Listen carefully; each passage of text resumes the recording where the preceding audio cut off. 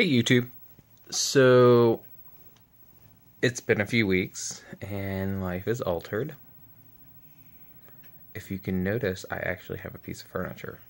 And why I have a piece of furniture? Because it's not mine. That's right. So over the last few weeks, I actually did move. And so I'm staying with my mom and helping her out since she shattered her wrist. And so, sorry. Ooh. It is almost like 5 in the morning.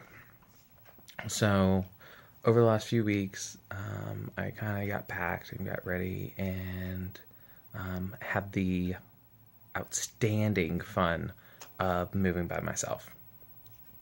No joke. Moving by myself. The dolly became my best friend. So, I rented a 17-foot truck because I wanted a ramp because I'm not carrying all that shit up onto a truck every time. So I did that, and so that was a fun period of time. So I filled the entire 17-foot truck and did it all by myself. And the only boxes that I had were containers that I have had in the past or acquired from my mother. So, yeah.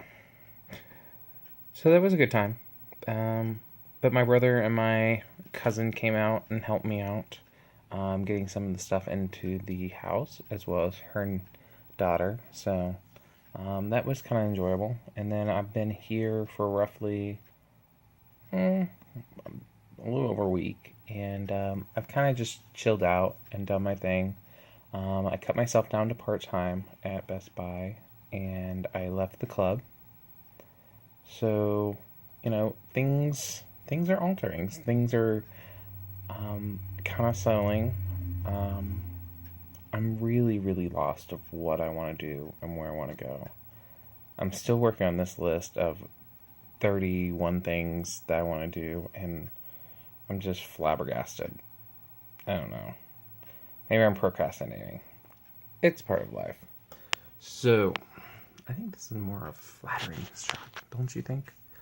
Um, so the reason I look like shit and I'm very, very tired is because I am exhausted from the gym. So that's what I did for myself.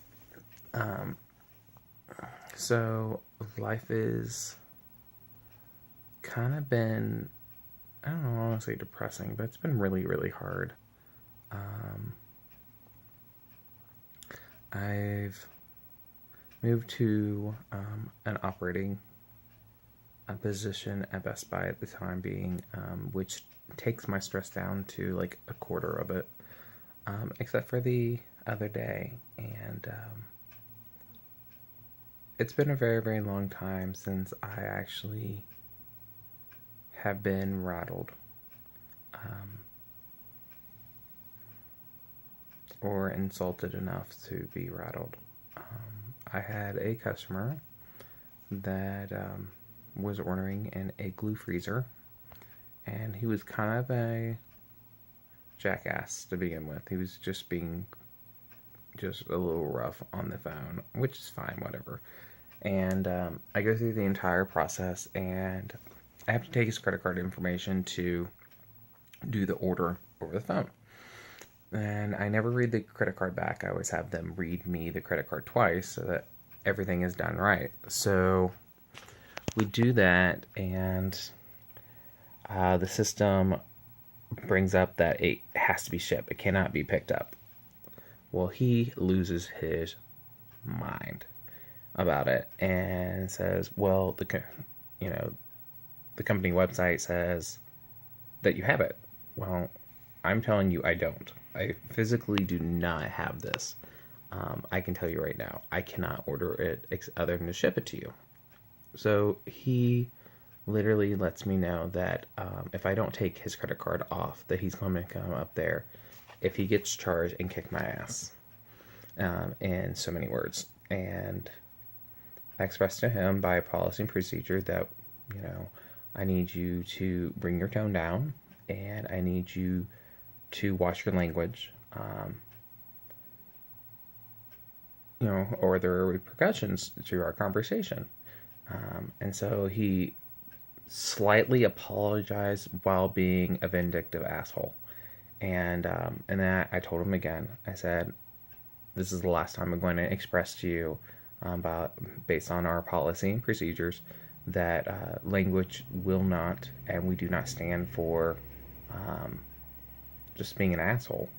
Um, so I finish out. You know, I go through. You know, I do what I'm supposed to do, and I'm very well eloquent, eloquent. I'm sorry, guys. I'm really well spoken when I'm in this situation, and at the very end, you know, I wish him the best of luck, and you know, thank you for choosing Best Buy in Western Hills. Sorry, and anyway, he lets me know that I could suck his cock and that I could fucking die and that I was a motherfucking faggot and a few other choice words. And it just really, really. It's almost like being in fourth grade again and being called a gay or queer or anything like that. And I've been around, I've bartended, I've you know, but it's been a long time since it just hit a nerve and it was hard.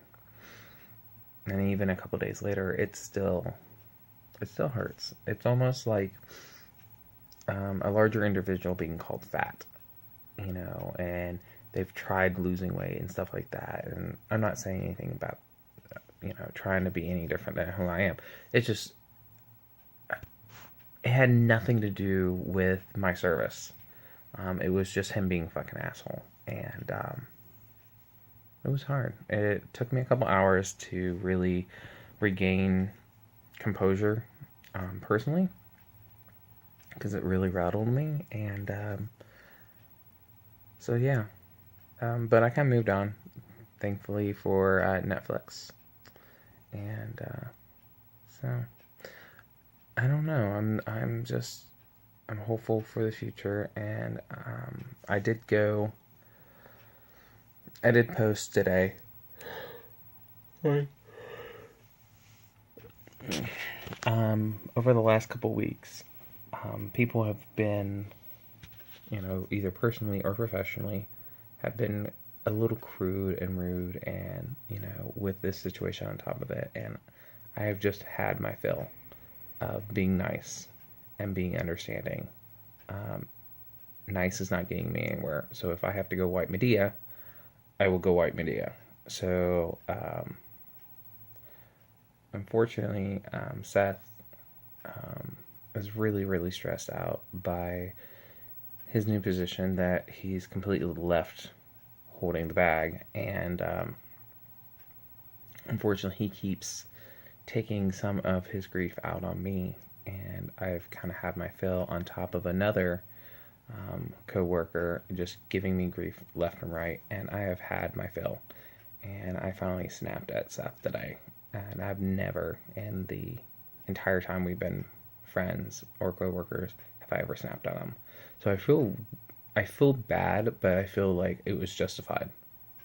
Like, so have you ever had those situations where you're like, I feel, no, I don't. But I still love him. I ended up going to the gym by myself and said, screw it. Because I'm going to do me.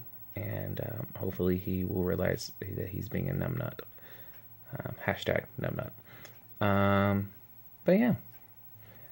So this video is right at 10 minutes and I'm exhausted. So I've applied for positions and I'm going to keep doing that until I pass out. So I love you guys and I'll talk to you later. Bye.